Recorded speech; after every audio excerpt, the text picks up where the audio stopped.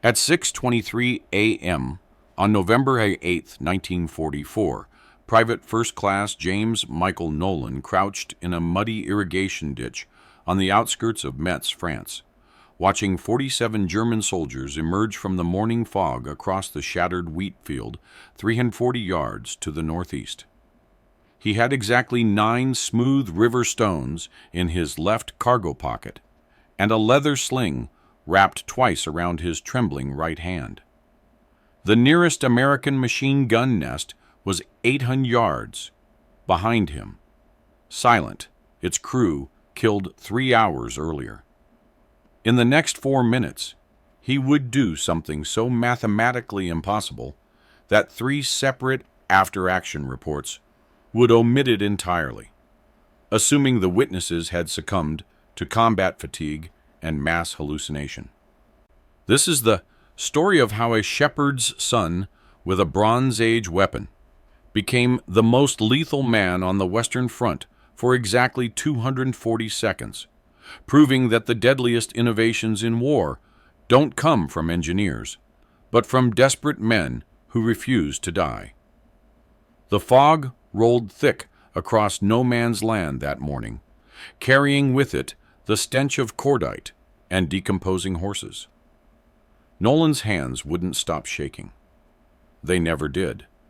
That's why everyone called him Nervous Nolan, or Jittery Jim, or, when they thought he couldn't hear, the liability. His squad leader, Sergeant Marcus Halloway, had tried 3 times to have him transferred to supply duties. The chaplain had suggested, gently, with that particular kindness, reserved for the broken, that perhaps Nolan might serve his country better and in a non-combat role. Even the battalion medic, Doc Brennan, had offered him sedatives, thinking his constant trembling was shell shock. But it wasn't shell shock. It had always been there. The German patrol was moving in a wedge formation, standard reconnaissance pattern. Nolan counted them twice. 47. They moved with the confidence of men who owned the morning, who had driven the Americans back 6 miles in 3 days, who had just overrun an entire company and were now hunting stragglers. Their uniforms were winter gray, almost invisible against the November dawn. They carried MP-40 submachine guns, Kar 98K rifles, and the swagger of the Wehrmacht's 17th Eisendes Panzer Grenadier Division, hardened veterans who had cut their teeth in the hell of the Eastern Front. Nolan's breathing came in short, sharp gasps. His vision tunneled. His heart hammered so hard he could feel it in his teeth. He thought about his mother back in Montana, her face when she'd watched him board the train. He thought about the sheep farm where he'd grown up, the rolling hills where he'd spent 10,000 hours alone with nothing but time and stones and targets. He thought about Lieutenant Morrison, who had died in his arms just after midnight, whispering, "Get to the ridge. Warn Baker Company. Don't let them walk into this." Baker Company was dug in 3 miles west, completely unaware that an entire SS division was about to roll over their position. Nolan reached into his pocket and pulled out the first stone. James Michael Nolan was born in 1923 in the shadow of the Bitterroot Mountains, Montana. The youngest of 5 children in a family that had been raising sheep since before Montana was a state. His father, Thomas Nolan, was a man of few words and hard hands who believed that work was prayer and silence was wisdom. His mother, Catherine, had the gentle eyes of someone who had buried 3 children before their 5th birthdays and had learned not to love too fiercely. From birth, James had trembled, not constantly, but often. His hands would shake when he was nervous, which was frequently. His voice would quaver when called upon in school. His whole body would vibrate with nervous energy when faced with social situations, new people, authority figures, or anything that pulled him from the familiar rhythm of solitude and work. The local doctor called it constitutional nervousness. A specialist in Missoula suggested it might be a mild form of palsy.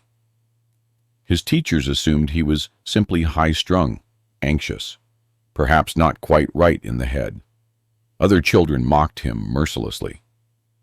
Shaky Jake, they called him, or Jittery Jim. He learned early to avoid crowds, to speak rarely, to disappear into the landscape of Montana's endless horizons, where the only witnesses to his trembling were sheep and stones. His father put him to work as a shepherd when he was 7 years old. It was perfect work for a boy who couldn't be still around people, but could be perfectly patient in solitude. Young James would take the flock into the high pastures for weeks at a time, living in a canvas tent, cooking over open fires, speaking to no one but the sheepdogs and occasionally himself. It was there, in that vast loneliness, that he discovered the sling.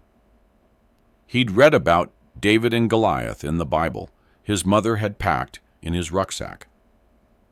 The story fascinated him, the image of a shepherd boy with nothing but a leather strap defeating a giant warrior. One afternoon, when he was 9 years old, James cut a strip of leather from an old bridle and fashioned a pouch in the middle. He found a smooth stone from the creek bed. He tried to remember how the Sunday school pictures had shown David holding it. His first attempts were laughable. The stones flew backward, sideways, nowhere near his target. He hit himself in the leg once, hard enough to bruise. But James had something that most people lacked: infinite time and absolutely nothing else to do. Day after day, week after week, summer after summer, he practiced. At first, his trembling hands made accuracy impossible. The stone would release at random moments. But gradually, so gradually he barely noticed, he discovered something remarkable. When he focused entirely on a target, when his whole being compressed down to a single point of concentration, the trembling stopped. Not completely, but enough. For just a moment. For just long enough. By the time he was 12, he could hit a fence post at 50 yards. By 14, he could strike a tin can at 100. By 16, he had developed a technique so precise, so personally adapted to his shaking hands, that he could compensate for the tremor instinctively, releasing the stone at the exact microsecond when his hand passed through true. He never told anyone. There was no one to tell. His father noticed that fewer lambs were lost to coyotes and nodded approvingly. His brothers were away at college or working in Butte. His mother was simply grateful that her strange, trembling son had found something he could do well, even if she never quite understood what it was. The war came to Montana the way storms come to mountains, visible from a long way off, but no less devastating for the warning. After Pearl Harbor, James's 2 remaining brothers enlisted immediately. His father, too old to fight, bought war bonds and doubled the flock to help feed the nation. His mother cried silently at night, believing no one could hear. James wanted to enlist, but the trembling made him hesitate. He was certain they wouldn't take him. He was certain he'd fail the physical. He was certain that his nervousness, so apparent to everyone who met him, would mark him as unfit. He was wrong. In 1943, with the casualty lists growing longer every day, the Army was taking anyone who could walk and see. The doctor at the recruitment center noticed the trembling, noted it in his file, then stamped him 1A anyway. "Can you march?" the doctor asked. "Yes, sir." "Can you dig?" "Yes, sir." "Can you shoot a rifle?" James hesitated. "I don't know, sir." "You'll learn." Next, Fort Lewis, Washington, was hell for James Michael Nolan. The crowds, the noise, the constant shouting, the proximity of hundreds of men in the barracks. It triggered his trembling so severely that for the first week he could barely hold a spoon steady enough to eat.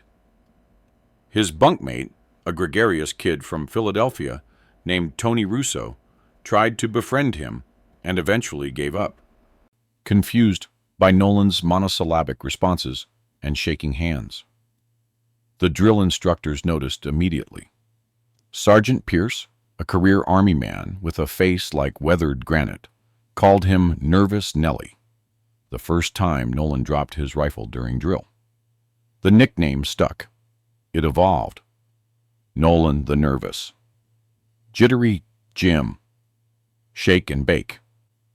But the real disaster came on the rifle range. Nolan simply couldn't do it. The M1 Garand was a beautiful weapon, reliable and powerful, but it required steady hands and firm control. Every time Nolan tried to aim, his trembling threw off the sight picture. The instructors tried everything, different shooting positions, breathing techniques, even having him fire between heartbeats. Nothing worked. His qualification scores were abysmal. Where marksmen were expected to hit 190 out of 200 points, Nolan barely managed 80. He was the worst shot in Company C. Possibly the worst in the entire battalion. "Nolan!" Sergeant Pierce screamed one afternoon, after James had missed the target completely at just 100 yards. "What the hell is wrong with you? My grandmother could shoot better than this, and she's been dead for 15 years. "Sorry, Sergeant," Nolan whispered, his voice barely audible. "Sorry. Sorry ain't gonna keep you alive. Sorry ain't gonna keep your squad alive when you can't hit the bastard shooting at them." The other recruits snickered. Nolan felt his face burn. His hands shook harder. That night, lying in his bunk while the barracks buzzed with conversation and card games, Nolan seriously considered deserting. Not from cowardice. He wasn't afraid of dying. Exactly. But from the certainty that he would get other men killed. That his inadequacy would become someone else's death sentence. He thought about the sling, wrapped carefully, in an old shirt at the bottom of his footlocker. He'd brought it with him, though he couldn't say why. A talisman from home. A reminder of the one thing he could do well.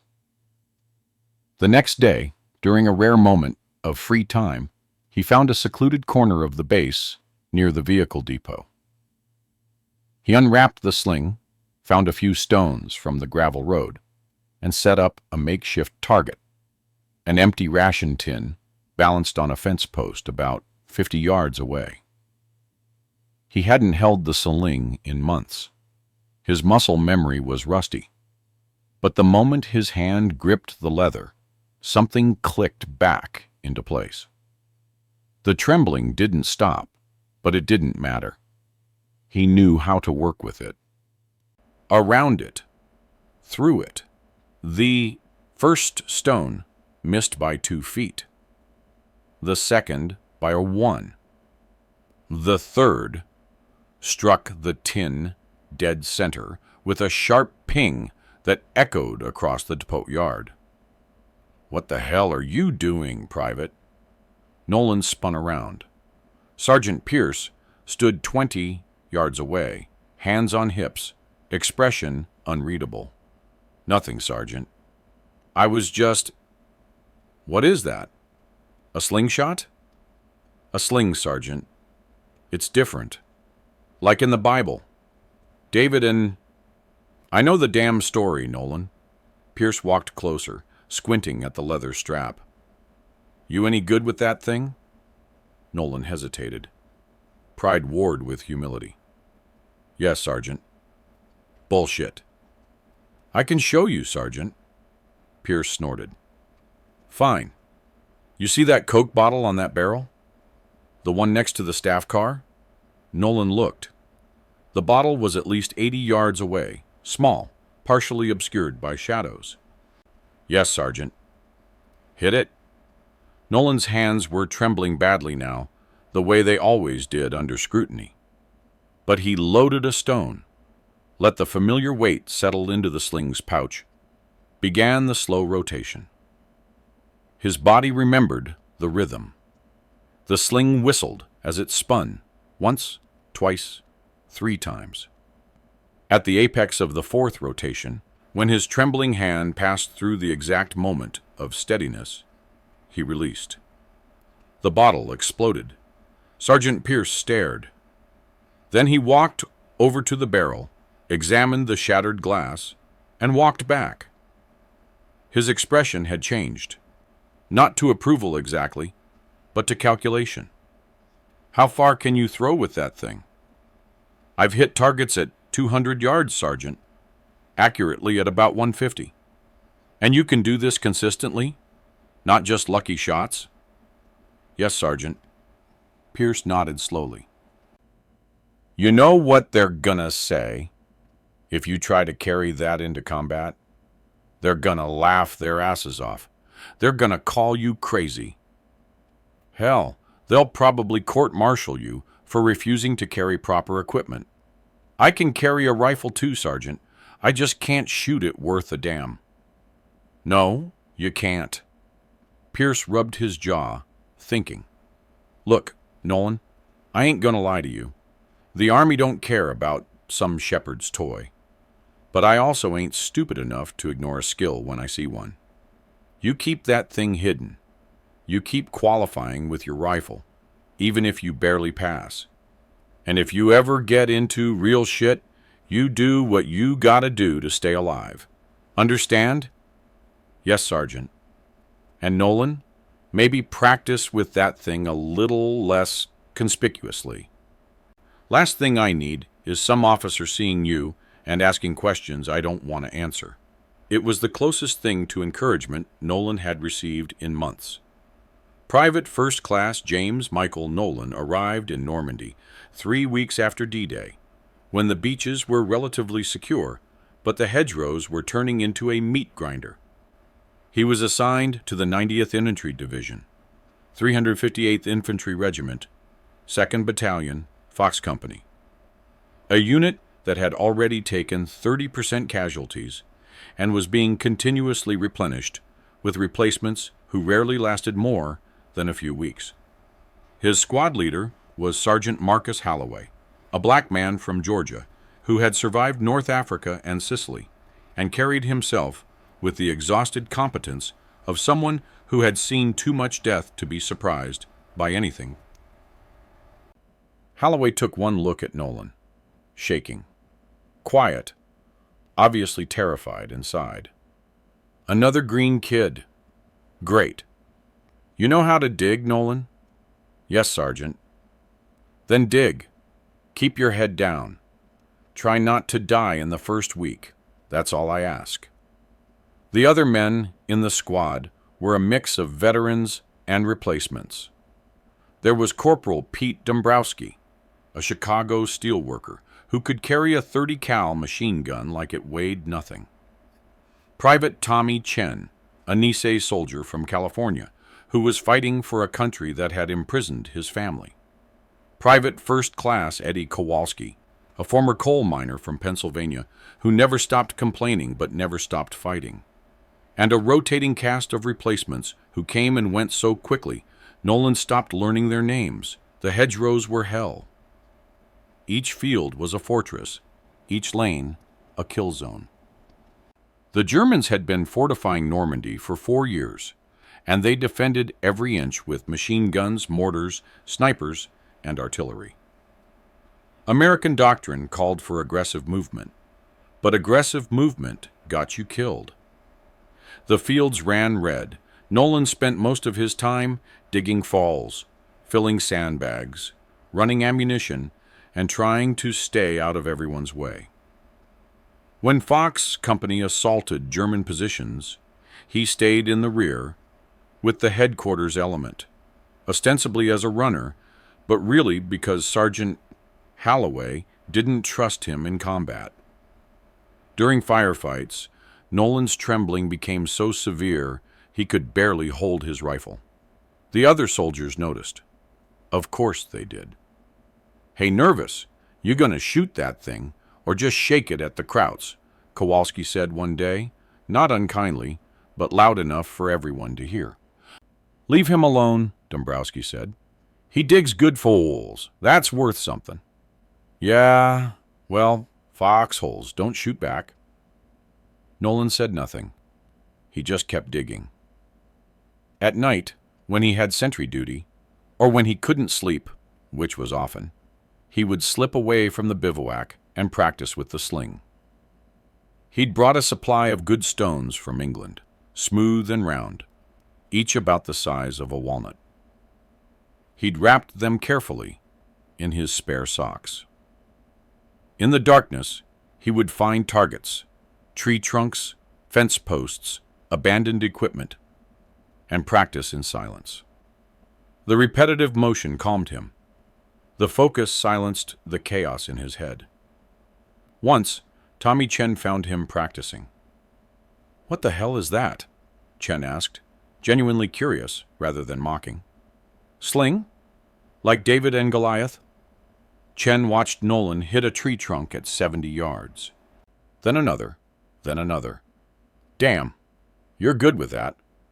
"It's all I'm good at." "Why don't you use it in combat?" Nolan shrugged. "Nobody would let me. They'd think I was crazy. Hell, maybe I am." "We're all crazy here, Nolan. Crazy's just about the only sane response to this shit." Chen never told anyone, which Nolan appreciated. But word slowly spread anyway. A few soldiers saw him practicing. Some laughed. Others shrugged. Most didn't care.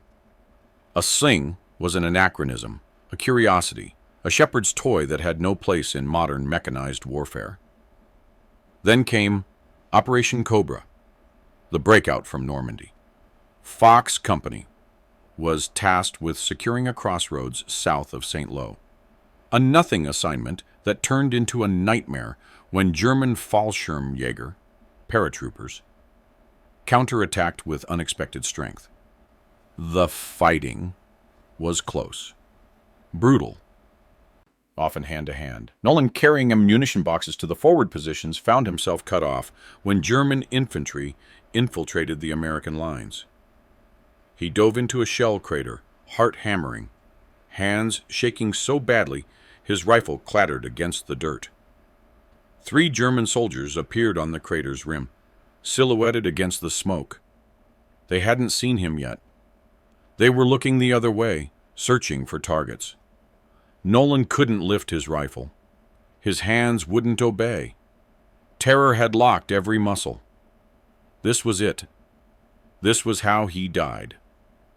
Then, operating purely on instinct, he reached into his cargo pocket. The sling was there, along with 3 stones. His hands knew what to do, even when his mind didn't. He loaded. He spun. He released. The first stone struck the lead German in the temple. The man dropped instantly, dead before he hit the ground. The second soldier turned, confused, and caught a stone in the throat. He went down choking. The third soldier raised his weapon, but Nolan's third stone caught him square in the chest, cracking ribs, collapsing his lung. He fell backward out of sight. Nolan sat in the crater, breathing hard, staring at his shaking hands. He'd just killed 3 men in under 5 seconds with a weapon that predated the Bronze Age. When the battle ended and Fox Company regrouped, Nolan said nothing. He retrieved his rifle, rejoined his squad, kept his head down. Sergeant Holloway noticed he was covered in blood splatter but didn't ask questions. Everyone was covered in blood. Nobody knew. Nobody saw. The war moved on. But Nolan knew. When the chaos came, when his hands should have failed him, the sling hadn't. The sling never failed him. By November 1944, the Allied advance had turned into a slog. The rapid movement of summer and early autumn had given way to rain, mud, cold, and the grim realization that Germany wasn't going to surrender easily. The Western Front had solidified into something that looked disturbingly like the trench warfare of World War I. The 90th Infantry Division was tasked with taking Metz, an ancient fortress city that the Germans had transformed into a defensive nightmare. The forts surrounding Metz had been built in the 1870s and were designed to withstand artillery bombardment. Modern improvements had only made them stronger. Taking Metz would require grinding, brutal, building-to-building warfare. Fox Company was down to half strength. Sergeant Holloway had been wounded by shrapnel and evacuated. The new squad leader was Staff Sergeant Vincent Caruso, a replacement from the 82nd Airborne, who treated regular infantry with barely concealed contempt. "Listen up," Caruso said during his first address to the squad. "I don't care how you did things before. We're doing them my way now. Fast, aggressive, overwhelming firepower. No cowering in holes. We hit hard and we hit first. Any questions?" Nobody had questions. Nobody wanted to draw Caruso's attention. On November 7th, Fox Company was ordered to scout German positions northeast of Metz in preparation for a major assault. The mission was supposed to be routine: advance, observe, report back. No contact unless absolutely necessary. Lieutenant Morrison, Fox Company's commander, didn't like it. The intelligence was thin. The maps were outdated.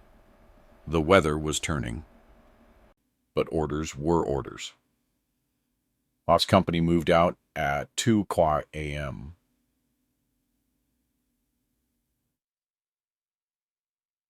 30 men, advancing through the pre-dawn darkness in tactical formation. Nolan, as always, was toward the rear, carrying extra ammunition and radio batteries. The countryside was eerily quiet. Too quiet. At 4:15 a.m., they walked into hell. The German 17th SS Panzergrenadier Division had set a perfect ambush. Machine guns opened up from 3 directions simultaneously. Mortars began dropping before the Americans could even find cover. Within 30 seconds, half of Fox Company was dead or wounded. Lieutenant Morrison rallied the survivors, pulling them back into a defensive perimeter in and around a destroyed farmhouse. They held through dawn, but German infantry kept probing, kept pressing, kept bleeding them. The radio operator was killed. The backup radio was destroyed by mortar fire. They were cut off.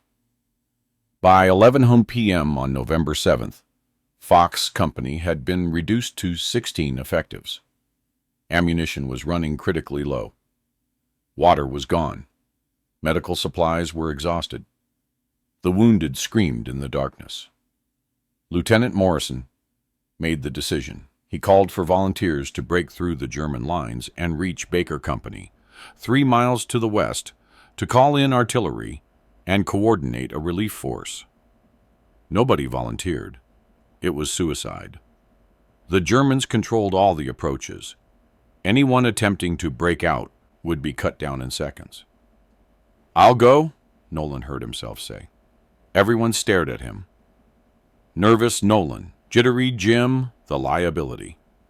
"You?" Caruso laughed bitterly. You can't even hold a rifle steady. You'd get 10 yards and start shaking so bad you'd fall down. I can do it, sir, Nolan said, addressing Morrison directly. Morrison looked at him for a long moment. The lieutenant was wounded, gray-faced, clearly dying. Take Chen with you. Go now. Move fast.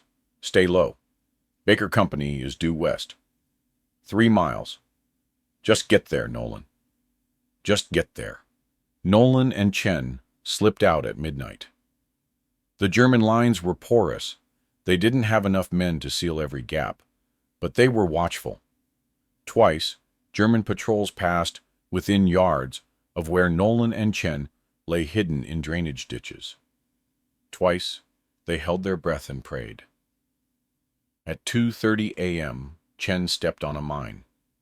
The explosion was small, an S-mine designed to maim rather than kill. But it shredded Chen's legs and alerted every German within half a mile. Nolan dragged Chen into cover as machine gun fire tore up the ground around them. Go, Chen gasped. Leave me. Get to Baker. I'm not. Go! That's an order, you dumb bastard! Nolan ran. He ran through fields and over fences and through a creek that soaked him to the bone. He ran until his lungs burned and his legs gave out and he collapsed in a ditch just as dawn began to break. That's when he looked up and saw the German patrol. 47 men advancing in formation, clearly intending to flank Baker Company from the north. And he was directly in their path. Nolan lay in the irrigation ditch, trying not to breathe, trying not to move, trying not to exist. The Germans were 200 yards away and closing. If they maintained their current path, they would walk right over his position in less than 5 minutes. His rifle was useless. 9 rounds left in the clip, and he couldn't hit a barn from inside the barn. Even if he opened fire, he'd be dead before he got 3 shots off. But he had the sling, and he had stones. 9 stones, to be precise. Smooth river rocks he'd collected from various streams across France and carried with him for months. He'd been saving them, hoarding them, not quite believing he'd ever actually used them in combat, but unable to leave them behind.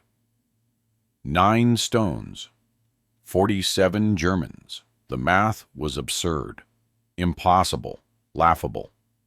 But Lieutenant Morrison was dying. Chen was dying. Fox Company was dying. And Baker Company had no idea what was coming. Nolan unwrapped the sling. His hands were shaking violently, the way they always did when fear overwhelmed him. But he'd spent 15 years learning to work through the trembling. He knew its rhythms, its patterns, its moments of relative stillness. The Germans were 150 yards away now. Close enough. Nolan loaded the first stone. The key to long-range accuracy with a sling wasn't strength or speed. It was timing and release angle. The sling multiplied force through centripetal acceleration, potentially delivering a projectile at over 100 miles per hour. That was enough energy to crack skulls, shatter bones, rupture organs. But it required precision. Nolan began the spin. The sling whistled softly as it rotated. Once, twice. On the third rotation, at the exit microsecond, when his trembling hand passed through equilibrium, he released. The stone flew in a perfect parabolic arc. 340 yards away, the lead German, an Oberfeldwebel with binoculars around his neck, took the stone directly in the forehead. The impact sounded like a hammer striking wood. He dropped instantly, dead before his body hit the ground. The German column stopped, confused, scanning the terrain. They hadn't heard a gunshot. They couldn't identify a threat. The Oberfeldwebel could have had a heart attack, or an aneurysm, or any number of medical emergencies. Nolan loaded the second stone. This time, he aimed for the officer shouting orders, a lieutenant with a machine pistol. The stone struck him in the temple. He spun completely around from the impact and collapsed. Now, the Germans knew something was wrong. They couldn't see Nolan. He was below grade, concealed by the irrigation ditch's muddy walls, but they knew they were under attack. They began scanning with increasing panic, weapons raised, looking for the shooter they couldn't locate. Third stone. A Feldwebel organizing the men, chest shot, ribs shattered. He went down gasping. The German formation was disintegrating. Men were diving for cover, firing blindly, screaming at each other. They still hadn't located Nolan. The sling made no sound. The stones were invisible in flight. It was like being attacked by ghosts. Fourth stone, fifth stone, sixth stone. Each one found its target. Headshots when possible, center mass when necessary. Nolan had no mercy left. These were the men who had slaughtered Fox Company. These were the men who had stepped on Chen with a mine. These were the men who would massacre Baker Company if he failed. His hands never stopped shaking, but it didn't matter. His body had spent 15 years learning this weapon. Every muscle knew its role. Every tremor had its counterbalance. Seventh stone. An Unteroffizier trying to set up a machine gun. Throat shot. He dropped the weapon and fell. By now, the Germans were in full panic. They were firing in every direction. Mortars were being called in, though they didn't know where to aim them. The entire formation had collapsed into chaos. Eighth stone, ninth stone. 11 Germans were down. 36 remained. And Nolan was out of ammunition. For a moment, he simply sat in the ditch, breathing hard, staring at his empty hand. He'd done the impossible, but it wasn't enough. He needed more stones. He needed... Wait. The ditch was full of rocks. Not perfect ones, not the smooth river stones he'd carefully selected, but rocks nonetheless. Rough, angular being inconsistent in weight and shape. They would fly erratically. Accuracy would be compromised. But they were all he had. Nolan grabbed a handful of rocks from the ditch mud. He wiped them quickly on his uniform, loading the first into the sling. It was heavier than his river stones, lopsided, wrong in his hand. He released anyway. The throw went wide, missing by 3 feet. The stone skipped off a helmet, causing more confusion, but no casualties. Nolan adjusted, loaded another rock, accounted for the weight difference, released, direct hit, shoulder shot. The German spun and went down, again and again and again. The accuracy was lower, maybe 50% compared to his usual 90. But he was throwing faster now, no longer carefully selecting each target, just maintaining constant pressure. The Germans couldn't regroup, couldn't advance, couldn't retreat. They were pinned by an enemy they couldn't see using a weapon they couldn't identify. A German NCO finally spotted the general area where Nolan was hiding. He shouted orders directing fire toward the irrigation ditch. Bullets chewed up the ground around Nolan's position. Mud and rocks exploded in all directions. Nolan dropped flat, pressed himself into the ditch bottom, waited for the firing to slacken. Then he rose just high enough to throw. Another German down. Somewhere in the chaos, someone screamed, "Sniper! Sniper in the ditch!" They still hadn't identified what was killing them. Nolan lost track of time, lost track of how many throws he made. His arm was burning, his shoulder was screaming, his hands were bleeding from handling the rough stones. But he couldn't stop. Every second he delayed was another second for the Germans to organize, to flank him, to kill him, and continue toward Baker Company. Then he heard American voices. "Contact right! Contact right!" Machine gun fire erupted from the west. Heavy, sustained, overwhelming. Baker Company had heard the firefight and sent a patrol. The Germans, already disorganized and panicking, broke completely. They ran. Nolan collapsed in the ditch, gasping, shaking so violently he couldn't have held anything if his life depended on it. His throat was raw. He realized he'd been screaming without knowing it. Boots splashed through the mud nearby. A voice called, "We got a live one here!" Hands pulled him up. An American corporal stared at him, bewildered. What the hell happened here? "Where's your squad?" Nolan tried to speak. His voice came out as a croak. "Fox Company. Ambushed. Need artillery. Need medics. 3 miles northeast. Please." "What weapon were you using? We heard firing, but couldn't identify the caliber." Nolan held up the sling, still gripped in his trembling hand.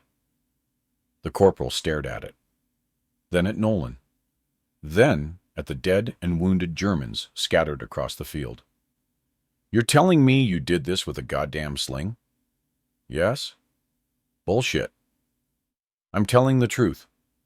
The corporal looked at the sling again, looked at the bodies, started counting, stopped counting. "Jesus Christ," he whispered. "Jesus, actual Christ."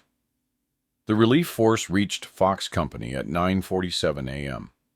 They found 15 survivors, including Lieutenant Morrison, who died while being loaded onto a stretcher, his last words requesting that his men be recognized for their courage. Tommy Chen survived. The medics said it was a miracle. He'd be going home with 2 prosthetic legs, but he'd be going home. Staff Sergeant Caruso refused to believe Nolan's account of the engagement. "He's in shock," Caruso told the investigating officer. "Combat fatigue. Hallucinations. There's no way one man with a sling killed or wounded that many Germans." But the corporal who'd found Nolan corroborated the story, and the German casualties were real. And multiple witnesses from Baker Company had observed the German patrol's disintegration before American forces even engaged. The investigating officer, a major from Division Intelligence, interviewed Nolan privately. "Son, I'm going to be honest with you. Nobody's going to believe this. The after-action report is going to say, you engaged enemy forces with standard infantry weapons and inflicted casualties before being reinforced. We're going to give you a commendation for bravery, but we're not going to mention the sling." "Why not, sir?" "Because it sounds insane. Because it undermines confidence in modern military doctrine. Because if word gets out that a private with a Bronze Age weapon outperformed entire rifle companies, it raises uncomfortable questions about training, equipment, and expenditure. Do you understand what I'm saying?" "You're saying I have to lie, sir." "I'm saying we're going to tell a version of the truth that people can accept. You did engage the enemy. You did inflict casualties. You did delay their advance long enough for relief to arrive. All of that is true. The specifics. The specifics can remain vague." Nolan nodded. He was too exhausted to argue. But word spread anyway, the way rumors always spread, in war. Soldiers talked. The story morphed, exaggerated, embellished. By the time it reached other companies, Nolan had supposedly killed 100 Germans. By the time it reached other divisions, he'd held off an entire battalion. By the time it reached the rear echelon, it had become mythical. You hear about that guy in the 90th? Used a sling, like David and Goliath. Took out a whole SS company by himself. Bullshit. I'm serious. I talked to a guy who was there. Said bodies were everywhere. Said the Krauts thought they were being hit by artillery. That's impossible. Yeah, well, so is everything else about this goddamn war. Back in Fox Company, Nolan's status changed overnight. The men who had mocked him now treated him with wary respect. Dombrowski shook his hand.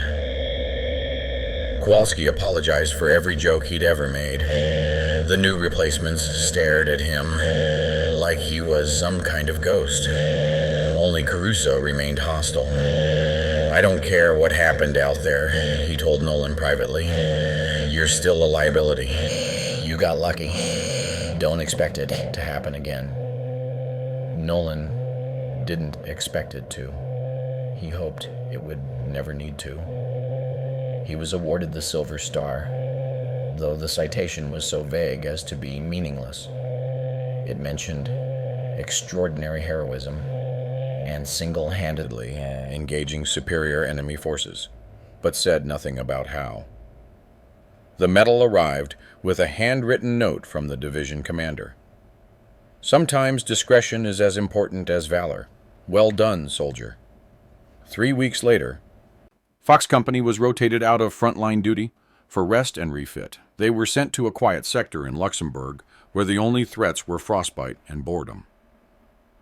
Nolan spent his time writing letters home, playing cards, and avoiding conversations about what had happened. One afternoon, Tommy Chen, fitted with temporary prosthetics and waiting for transport back to the States, found him sitting alone near the company command post. "Hey, nervous?" Nolan looked up.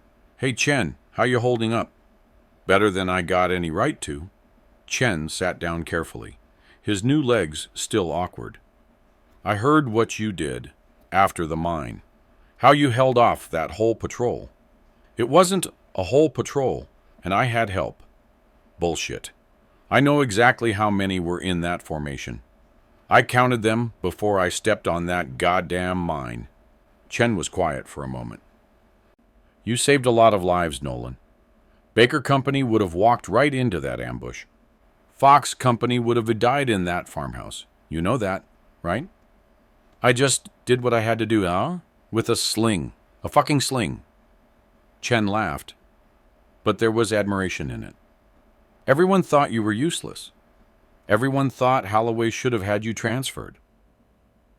And the whole time, you were the most dangerous man in the company."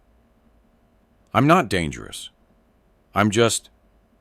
"Yeah, you are. You're dangerous because nobody sees you coming. Not the Germans. Not us. Nobody expects the nervous kid with the shaking hands to be the one who changes everything." They sat in silence for a while, watching the snow begin to fall. "You gonna keep using it?" Chen asked. "The sling?" "I don't know. They told me to keep quiet about it. Bad for morale, apparently." Undermines modern tactics. Fuck modern tactics. Modern tactics got me blown up. Modern tactics got Fox Company slaughtered. You do what works, Nolan. That's the only rule that matters in war. Chen shipped out the next morning. Nolan never saw him again, though he received a letter 6 months later from a VA hospital in California. Chen was learning to walk again. He was going to marry his high school sweetheart. He was alive. Fox Company went back into action in December, part of the desperate response to the German Ardennes offensive, the Battle of the Bulge. The fighting was brutal, the weather was worse, and the casualty rates were astronomical. Nolan carried both his rifle and his sling, though he primarily used the sling when separated from his squad, or when ammunition ran low.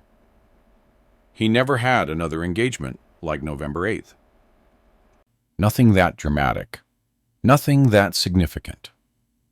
But there were moments, brief, violent moments, when the sling made the difference. A German machine gun crew at 200 yards, a sniper in a church tower, a patrol that got too close in the fog.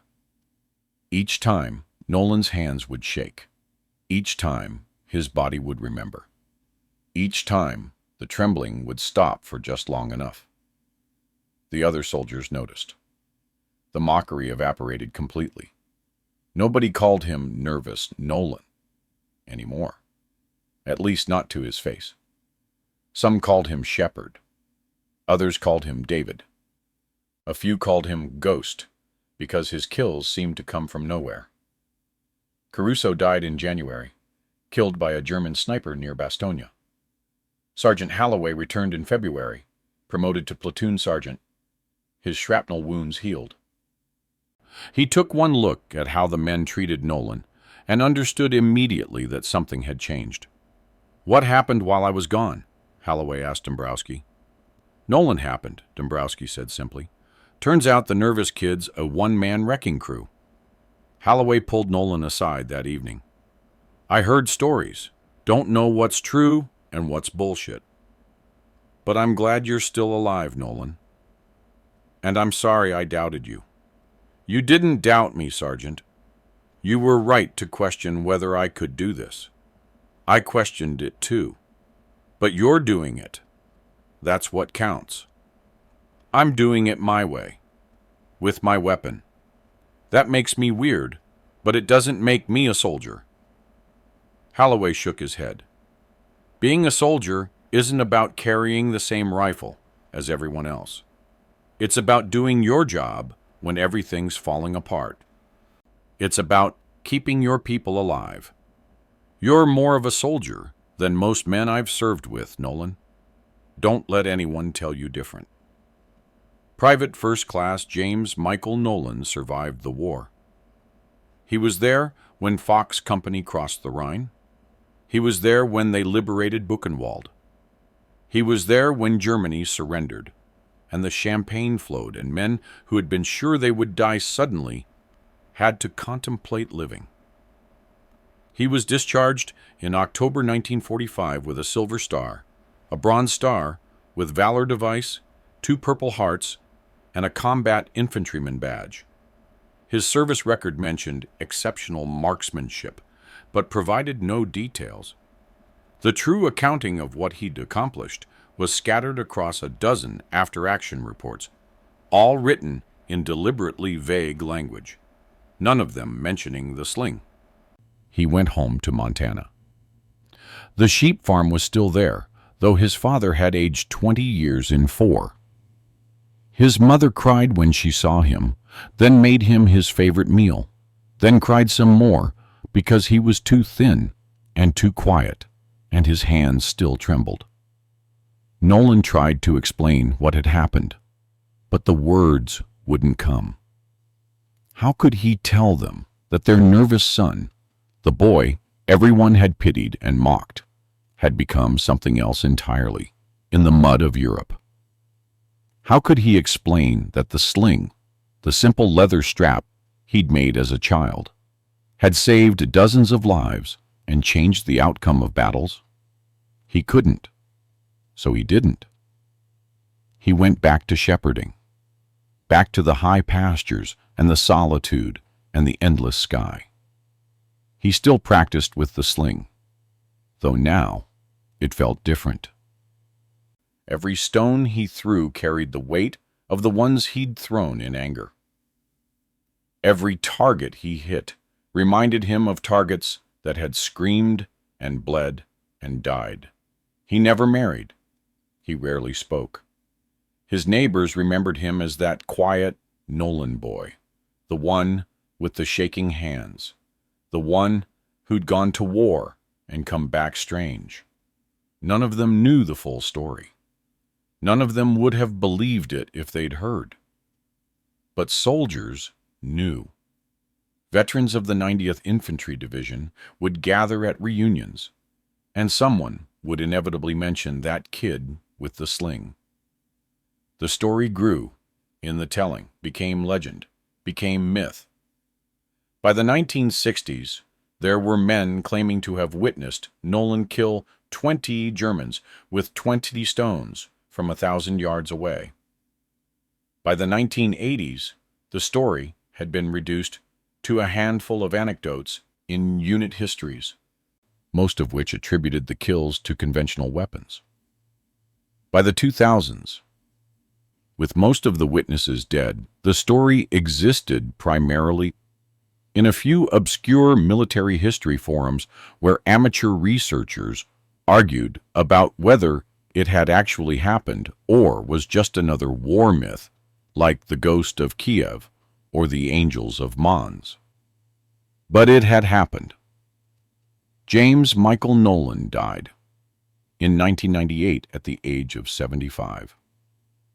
He died alone in his sleep in the same house where he'd been born, surrounded by the mountains he'd never wanted to leave. His funeral was attended by 11 people.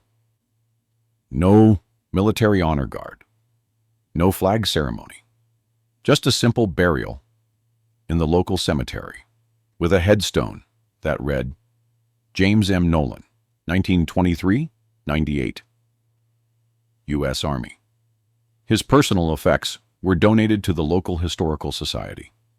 Among them was a worn leather sling, neatly wrapped in an old shirt, and a small cloth bag containing 9 smooth river stones.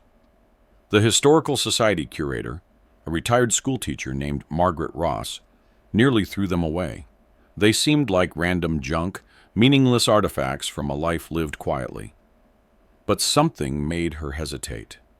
She researched Nolan's service record, found the medals, found the citations, found the cryptic references to exceptional marksmanship and unconventional tactics. She made some calls. She contacted military historians. She tracked down surviving members of Fox Company. She interviewed Tommy Chen's son, who still had his father's letters from the war. Slowly, piece by piece, she reconstructed what had happened on November 8, 1944. The sling and stones are now on display at the Montana Military Museum in Fort Harrison. The placard reads, Sling and ammunition used by PFC, James M. Nolan, 90th Infantry Division, WWII.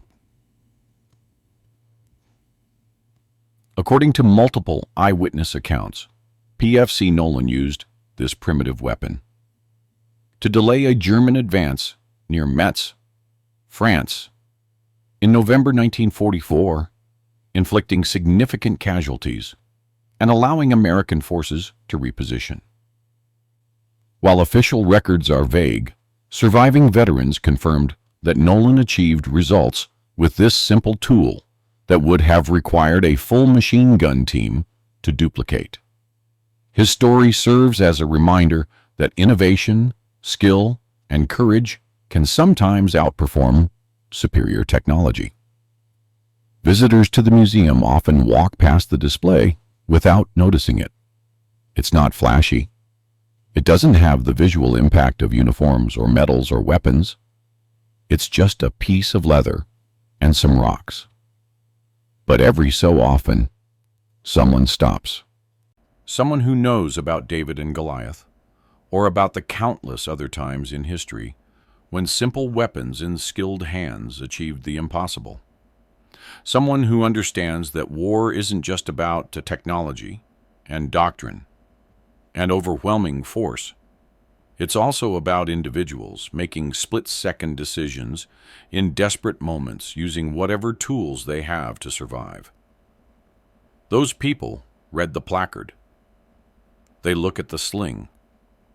They try to imagine a nervous kid with trembling hands, alone in a ditch, facing 47 enemy soldiers, with nothing but stones and skill and the absolute refusal to fail.